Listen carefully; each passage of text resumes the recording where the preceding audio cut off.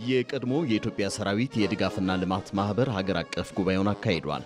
በጉባኤው ከዚህ ቀደም ሲጠራበት የነበረውን ስያሜ ወደ ብሔራዊ የኢትዮጵያ ሰራዊት በመቀየር በአዲስ አደረጃጀት ሰላምን በማጽናትም ሆነ በልማት ዘርፍ በመሳተፍ የአባላቱን ተጠቃሚነት ለማረጋገጥ እንደሚሰራ አስታውቋል። የቀድሞ ሰራዊት ስትል የትኛው የንጉሱ ነው?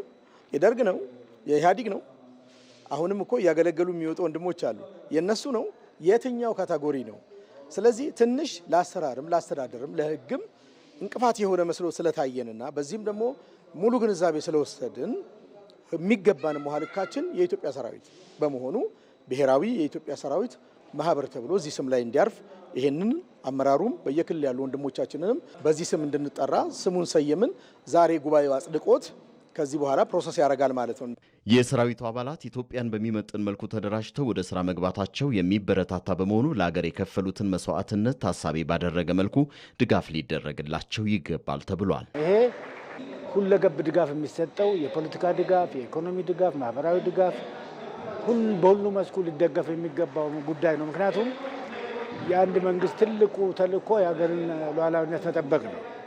የወታደር ደግሞ ትልቁ ተልእኮ እሱ እስከሆነ ድረስ እዚህ ላይ ይሄንን መርዳት ይሄን መደገፍ ተገቢ ነው፣ ቀጣይ ነው የሚሆነው ማለት ነው። በየትኛውም ዘመን የነበሩ የሰራዊቱ አባላትን የሚያሰባስብ ብሔራዊ ማህበር በመመስረቱ ደስተኛ መሆናቸውን የጉባኤው ተሳታፊዎች ተናግረዋል። እኔ የተሰማኝ አንድ ነገር አለ።